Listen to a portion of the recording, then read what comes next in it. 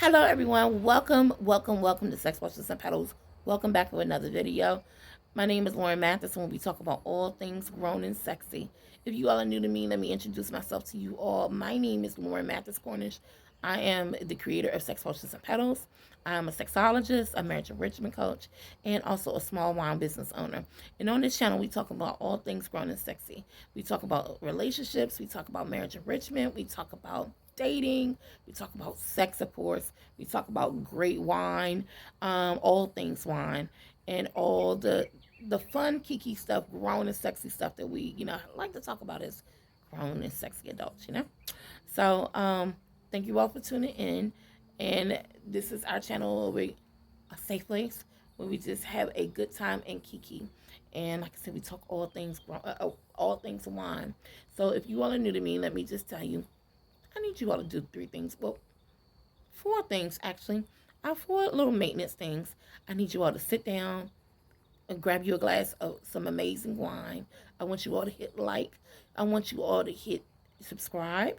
And I want you all to hit the notification button to each and every time I drop a video. You all don't miss a beat. You will stay in the know, and we will just keep it cute and kiki. Okay? So, without any further ado, you all know how we do. And for the lovers, for my lovers, for my true and day ones, A1s. Thank you all for tuning in. I love you all so much. Thank you for being a ride or die and just staying with me in this journey where we all talk about love and all the grown and sexy things.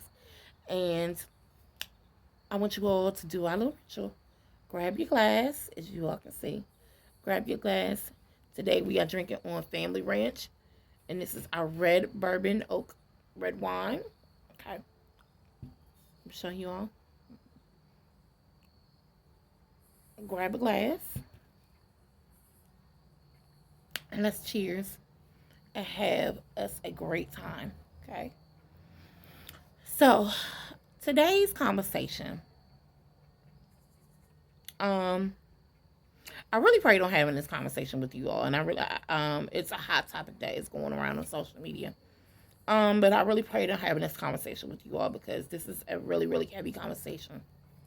But I felt the need to really, and I really thought about having this with you all because it's a heavy conversation.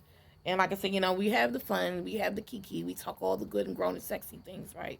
But a part of being grown and sexy, we also need to discuss things that are heavy to the heart and matters to the heart. And we also need to bring awareness to things in our community that needs to be addressed, okay? Taboos in our community that is often swept under the rug. And we need to bring light of that, right? So, today's conversation is going to be about, it's a hot topic, okay? And it's a hot topic.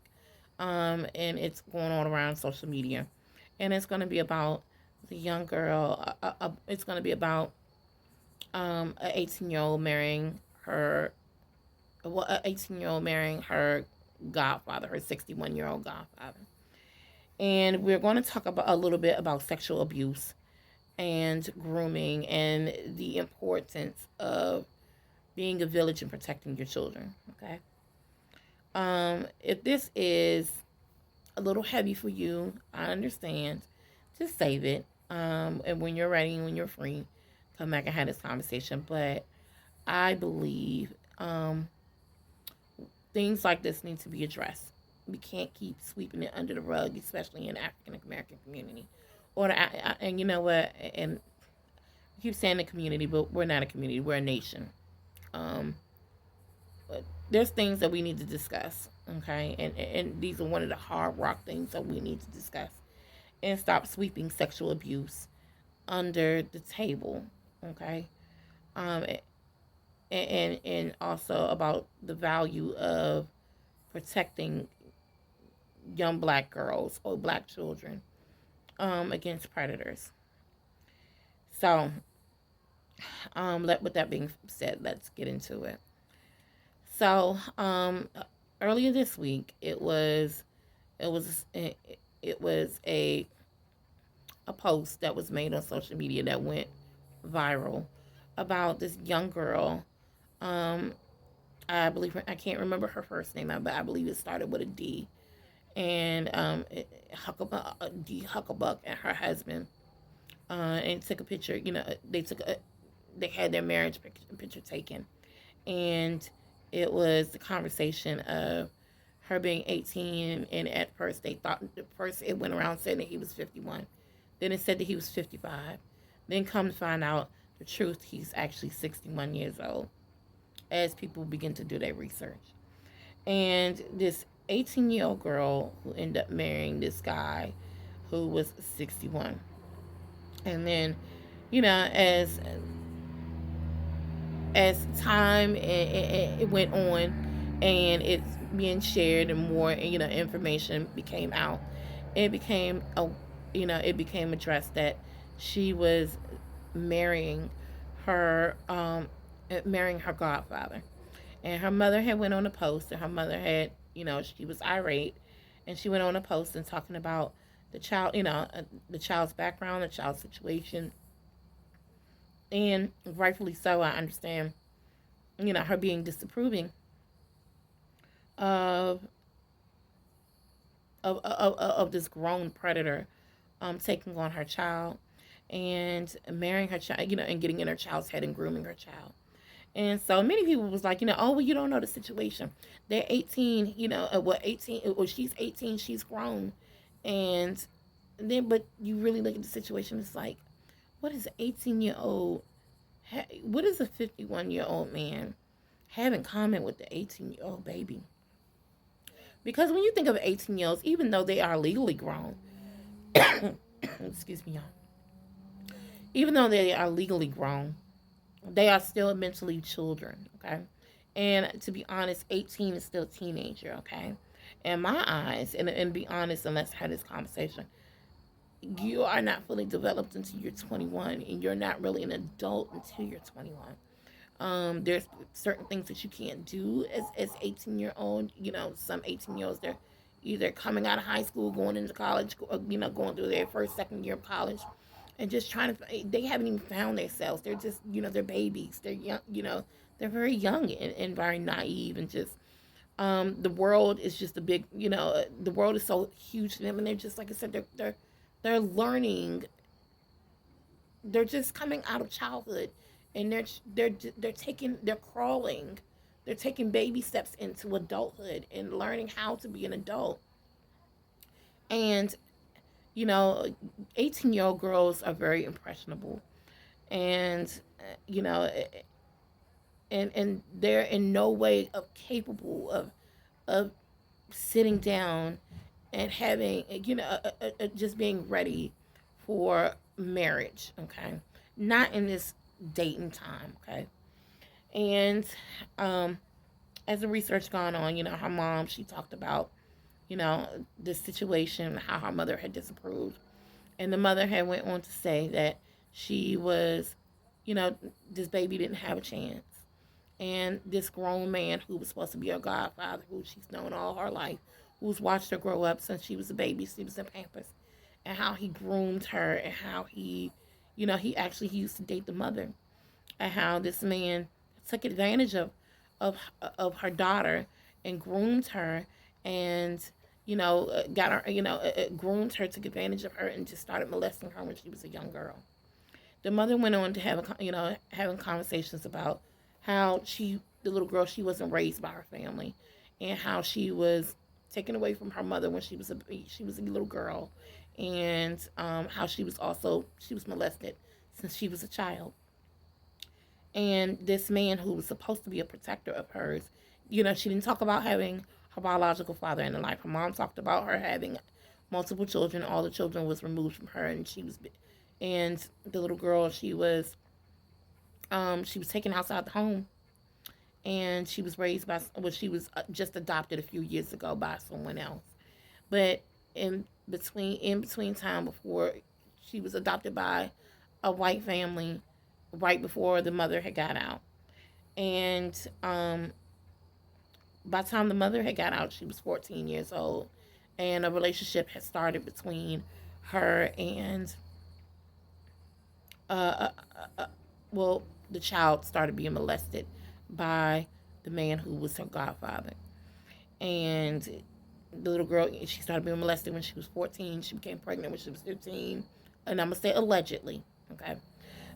Even, the mother said, allegedly she was being molested when she was 14. She became pregnant when she was 15. And she had the baby when she was 16. And it's a quite tragic situation. And how this little girl, she was just basically being raised, just thrown to the wolves. And this man preyed on her. And how now, like I said, he was, once her situation, the mothers, begin to talk about how she slept with him. Well, number one, how she didn't raise him. She didn't raise her. She talked about how she was on drugs, that she was in the drug world, and she didn't raise her children. She said, hey, I ain't no shame in my game. I did what I did. I made, I repented, for my sins. I'm not going there anymore. But she doesn't understand. So the sins of your father or the sins of your mother also bleeds down onto your children. And whether you're saying, hey, I made my mistakes and I understand that and you ought to be forgiven, but you also have to think about the repercussions of your children and how your mistakes bleeds off on them. And how it can also karma from your ways can also move on to your children. So, and then she began to talk about how he was her godfather. She allowed this man into her home, and how, she slept with him a couple years ago for a cell phone and $150 because she said she needed money and she wasn't making enough at the job that she was at. But it really goes into depths of how some women get lost in translation, lost in between certain men, and how certain men they can see the trauma, the pain, and the brokenness between women, and they have these children, and it's like they can smell their prey, and they prey on you and prey on your situation to get access, and they get closer to you in order to have access to your children. And ladies, I'm gonna say this, and and as the story developed, like I said, we end up finding out that he was actually 61, and the little girl, she did a live, and she was just so irate, and she was just, you could hear the hurt and the pain, and you can hear the hurt, the pain, and the struggle, and the desperation of survival in her voice as she was going off. And people say, "Oh, well, she's being disrespectful with this and this and that and that." But you have to understand the mind of children who has grown up in spaces where they're not being protected and they're being vulnerable. It was allegedly revealed by her mother that this little girl was molested. He wasn't her first molester. He wasn't her first predator. She was molested as early as 2 years old when she was in Pampers, when she was a teeny tiny little baby. And so this little girl, this baby, she's never really had to grow up. I mean, she's never had the chance to have innocence. Her innocence was taken when she was still in Pampers. So she's a baby in the mind, and she's a baby that is full of trauma, and she's full of hurt, and she is full of all of this survival. And like she said, she's had a rough life, and she's in a state of mental and emotional emergency.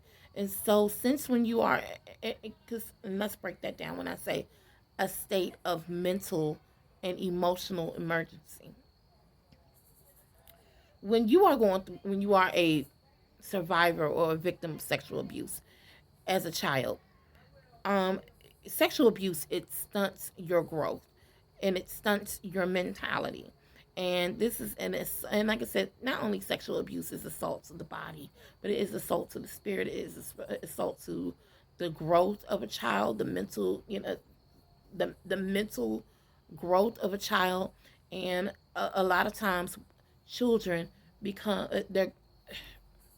their mental growth stops at the age that they experience trauma. So I want you all to understand something.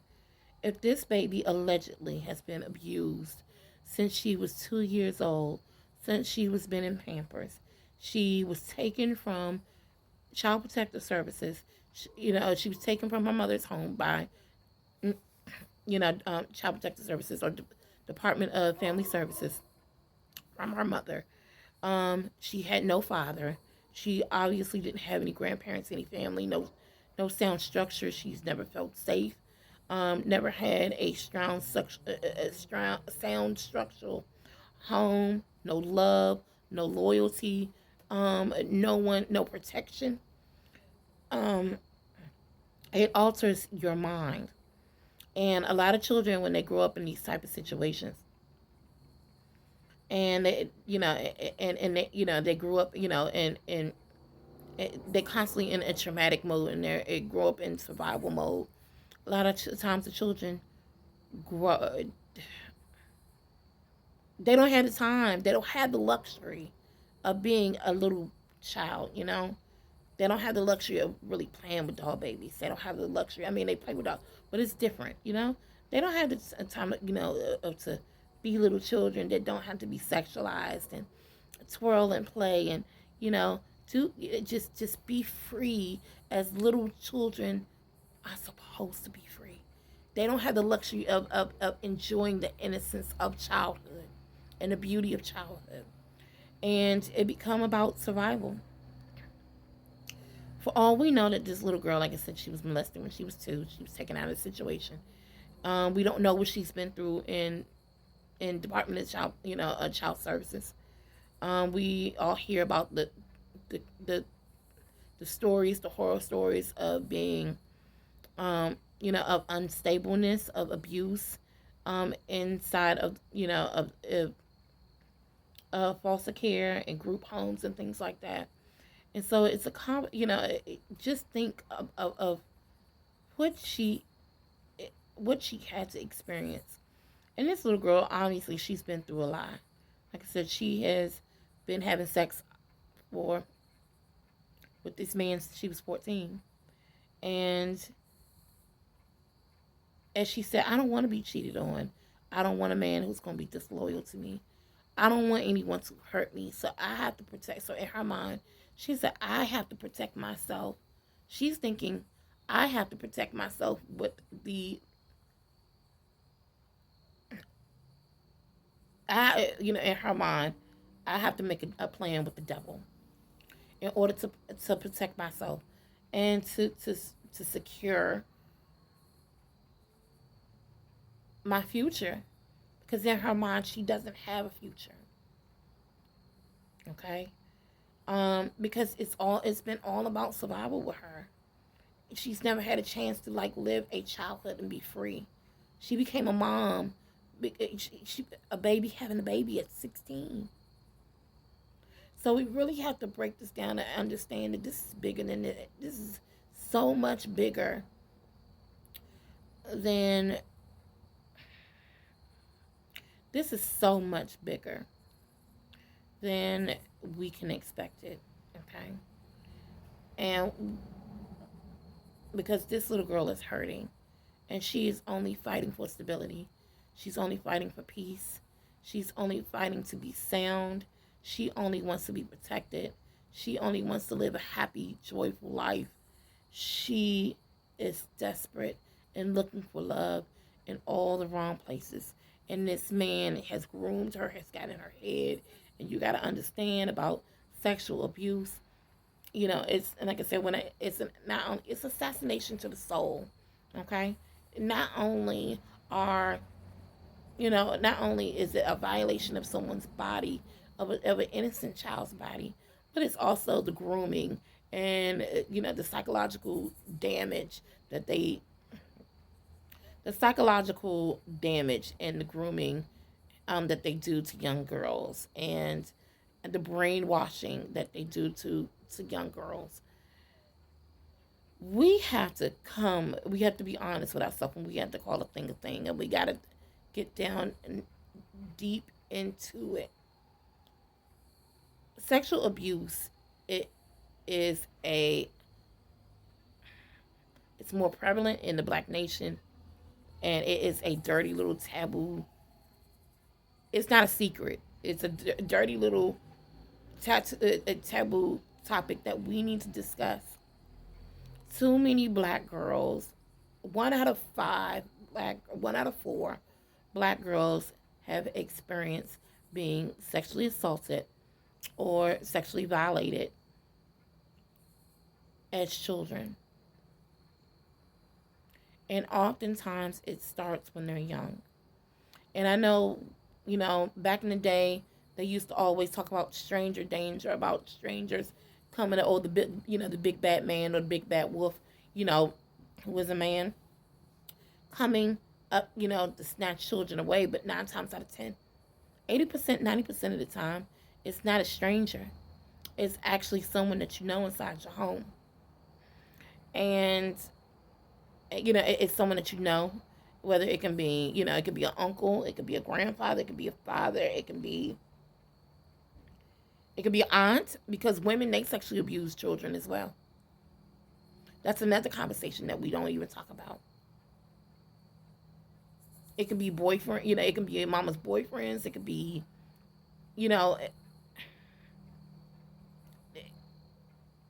this is a conversation that needs to be talked about.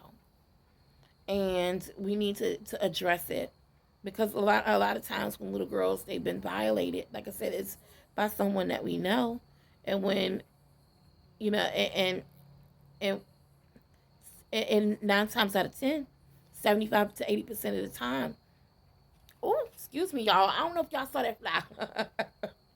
But anyhow, but 80%, 75 or 80% of the time, it's by someone that we know.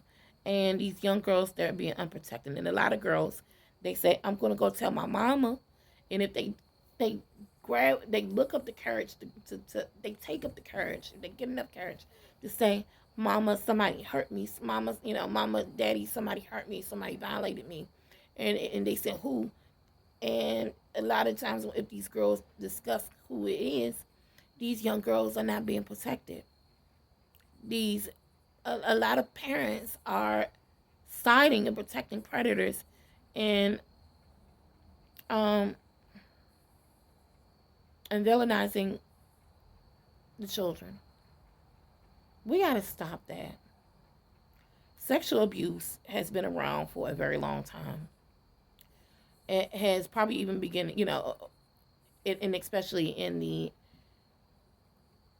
African diaspora in the Americas. We have had sexual abuse and sexual exploitation of, in the African American nation since we came over to this country, since we came over to the Americas. And our ancestors, our women ancestors, and even some of our men, our women ancestors were forced, they were raped. Some of them were forced to be fancy girls, or, forced into sexual exploitation and prostitution. And, and they were forced to bear children with their rapists. And that's why some of them look like me. And it's a long tradition of sexual abuse. And some women, sexual abuse became normalized for them. And it became their new normal. And some women, and especially back then, as generation went on, some women looked at, sexual exploitation as a part of survival. And some women, they passed that dysfunction down. And a lot of girls, like I said, 80%. I know I had a family member who said, I don't know of any black women who has not been abused. And we've had that open conversation of how many girls has been victimized by someone that they know. And we need to have this open, really just have this conversation, because it's really, really deep.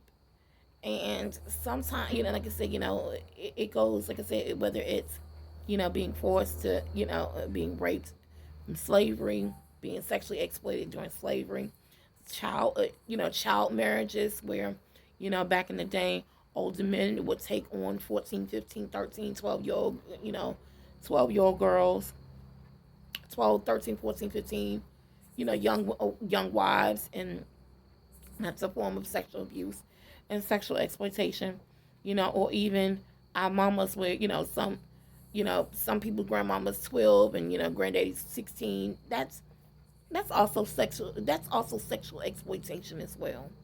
Okay, because if you go look deep down in it, when a child is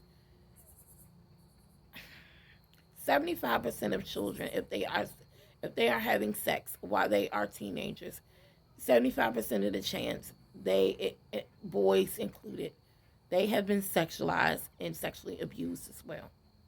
Okay, and we have to have these open conversations. We have to pull back the layers because, like I said, it goes deeper. It goes deeper. As I even think about, in my family, of how many women has been sexually abused and has been raped and violated in my family, and it is a staggering amount of women. And oftentimes, though, like I said, we grow through a survival phase, and we have not fully healed, and we're just going around living in a survival state in our minds, and we're just trying to figure it out. And a lot of women, like I said, a lot of girls, they've been told that they're fast. Like I said, Uncle Charlie, wait a minute, wrong word. Well, Uncle Charlie, Uncle Stevie, Uncle whoever, whoever, or even mama's, ex boyfriends, and partners, or aunties' ex boyfriends and things like that. They look at they sexualize these young girls so young, and they take advantage of them, and and and we often protect them, but we villainize the children. How many of us can honestly say that coming up as young girls, we have not been told we're fast tail, we're hot in the ass, we deserve this because we couldn't keep our tails still, and we have been sexualized as young girls. When is the first, and I'm gonna be honest, and I'm gonna ask you all this, and I'm gonna be honest with my situation too. How many of us young girls have been sexualized? How many women has been sexualized? And when do you know you were first sexualized? And I'm gonna tell you, 85 to 90% of women who has been sexualized, well, they admit to being sexualized even as a child. I remember being sexualized at 8 years old, as young as 8 years old. Okay, as young as 8 years old, I remember. And as you go deeper and as you look into it, and and it also for young boys as well. Like I said, young boys can be sexualized as well, because you got to be careful of the words that your friends will say. Oh, hey sexy, hey little sexy, or he's handsome. Oh, did you? Oh, he sure is growing up. Oh, he gonna be fine. Those are sexualizing words for children. Children can be beautiful, yes, but you have to be careful with the vernacular words that you decide to choose that can become sexualized. And you have to be careful and call a thing a thing. Like I said, predators are not only men. There's women out here who are predators as well. And we got to address these things. We got to have these conversations. And also, we need to have conversations about children who are boys, male children who are being sexualized as well. We have to open up, and even we're going to discuss that on another day. But while we need to have a conversation of how men differentiate different sexual abuse, where they celebrate a boy being sexualized and abused by women, but they consider that boys damaged goods if they are sexualized and exploited and violated by men. We have to really have a broad, like I said, this goes deeper. It goes really deeper. And we really need to sit down and have those conversations, because we got to do something. this sexual abuse in our nation has gone on far too long, and we gotta call a thing, and we gotta open people's eyes. No, no more shaking the table. We still gotta shake the table, but we also gotta sound the alarm, stop it where it's at, and we also got to be that village for our children, because our babies need us. At this point in this time, and even beforehand, before this was even exposed out to the world, this little girl's village, they failed her. They failed her completely. She had no chance. She had no experience of just being a baby. This little girl probably never even had the experience of twirling around, playing in her hair, being free and feeling safe, and just looking at the world as being full of rainbows and sunshine and butterflies and unicorns. That's a shame. Ladies, I'm going to tell you also this. Ladies, the greatest gift that you could have is being a mother. The greatest gift that God, I don't know how many of you all believe in God or a higher force, but I'm going to tell you, motherhood is the greatest gift that God or the higher force can ever give you. You are blessed with this beautiful being that you can carry inside of you for 9 months and just grow a relationship with this baby and talk to this baby and mold this baby and love on this child. And as you push that child out and you go through the childbirth experience journey and you have this beautiful little bundle of joy in your arms, this gift, this angel, and your job as a mother is to love, to nurture, to honor, to give this baby the best of you. And put no one above that child. If you are a single mother, I understand being a single mother is hard. I've been here. I've been a single mother. But I knew my place. I knew the importance of protecting and valuing my children. I knew the importance of not having different men around my babies in and out the home. Because I'm going to tell you, mamas, I know you tired of doing it by yourself. Mamas, I know that, you know, we have needs too. But you got to be careful and you got to vet these men who you bring around your children. I often tell women when you are dating and you're a single mother and you're going through that space, right? I often say to the moms, please vet these men. Not only is it for single women with children, but it's single women without children. When you are dating, when you're single, you need to vet these men. You need to do background checks. Background checks, and background checks are not they can be inexpensive. You can do them online. It can cost no more than what $15 up to $200. It's an inexpensive investment that can save your life, you and your children's lives, from a whole bunch of heartbreak and turmoil and trauma. Vet these men. Do background checks. Don't bring them to your home. Don't bring them to your home around your children so soon. Have them to take you out on dates. Like I said, do background checks. If they're fathers, find out if they're fathers. Find out their relationship with their children. Have those conversations. Meet his family first before he brings them to your children, to try to figure him out. But doing a background check and a criminal background check is key. And I'm going to also tell you, ladies, there's a such thing that we have. It's called women intuition. Use it. Please don't be blinded by the looks. Don't be blinded by the money. Don't be blinded by survival skills. Don't be blinded by desperation. Do not be blinded by desperation and loneliness.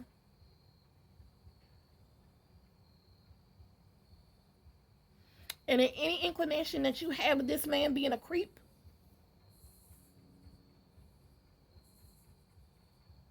get rid of him. Your children should not be sacrificed for your loneliness, for your desperation, for your stability. Because I don't care what you say. Dealing with the predator is no stability. It is no stability at all. And I'm gonna also tell you something else, ladies. You all gotta understand and value your worth. And I'm gonna tell you something. What was it? Betty White told us a damn lie. And your grandparents, you can't always go on what they tell you, because I'm gonna tell you, it no pain, no gain. Where she said a piece of man is better than no man at all. No, baby, no man. It is better to have a peace of mind and no foolishness when it comes down to a man, and your children safe and protected, than a piece of predator in your home. You got to think about your babies first. They come first. They are valuable. You all matter first. I understand that sometimes it's lonely. It is. I understand. I get it. It is lonely being by yourself. But I'm going to be the first to tell you, it is best to be safe, and you're not alone when you have babies. You may get that scratch. We all want that man, that man presence in our home, that king presence. But you're not going to find a king inside of a predator. I'm going to say that one more time. I understand you want a king presence in your home, but you're not going to find a king in a predator. We got to start listening. We got to start paying attention. We got to, and also fathers, you're not off the hook. If this case don't tell you, in many other cases, like I said, we got a whole lot of stuff going on in our community, and we need to break it down and we need to address it. But if this situation don't tell you that you need to stay at home and take care of your kids, and also, let's even taking it a bit further. I know what I'm about to say is very controversial, but let's get into it. I'm gonna also say this: marry before you carry. And if you grown enough, if you man enough to have a baby, then if you man enough to lay down with a woman to say that she is sexy and she desire enough to have sex with unprotected, and that would lead to a child, guess what? Stay your behind there. These children need you. The children need you. The woman needs you. Be responsible. Wake up. You are supposed to be leaders. You're supposed to be the protectors of the home. If you can't protect your children, how do you expect for these? Even though mothers and fathers are supposed to do it together, but guess what? She ain't supposed to do it alone.